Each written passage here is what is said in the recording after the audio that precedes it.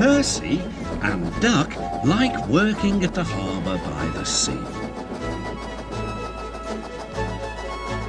On a clear summer's night, there is no better place to be.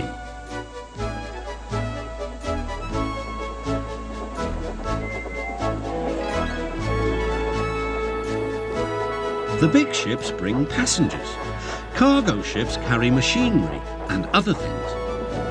Duck and Percy puff backwards and forwards with the crates of cargo as they are loaded and unloaded by the quayside. One morning, Duck and Percy noticed that the horizon was packed with sails, flapping against the blue sky. "I wish I could sail to faraway lands," sighed Duck. "Engines can't go sailing," snorted Percy, "because engines can't float." Duck still had his dreams. Suddenly they were rudely interrupted.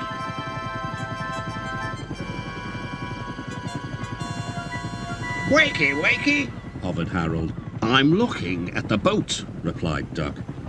"That's the regatta," whirred Harold. "Lots of boats, lots of races, great fun. I hover round in case I'm needed." "Do you go to the horizon?" asked Duck.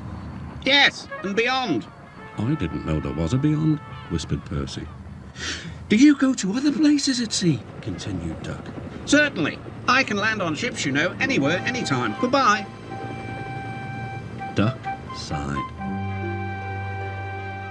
He went on talking about the regatta all day.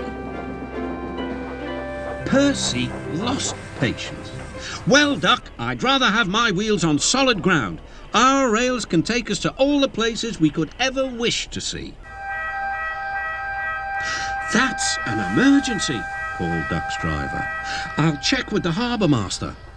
He returned with bad news. "A man taking part in the regatta has hurt his hand. We're to take him to the hospital at the next station. Harold's bringing him now. Come on."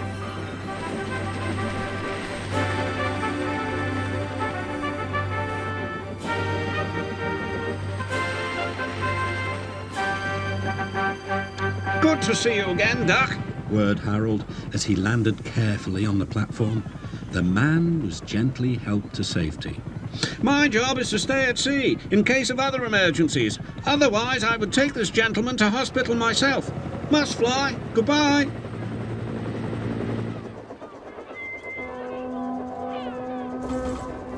Duck set off on his journey. Soon he was steaming well and his wheels were thundering along the track.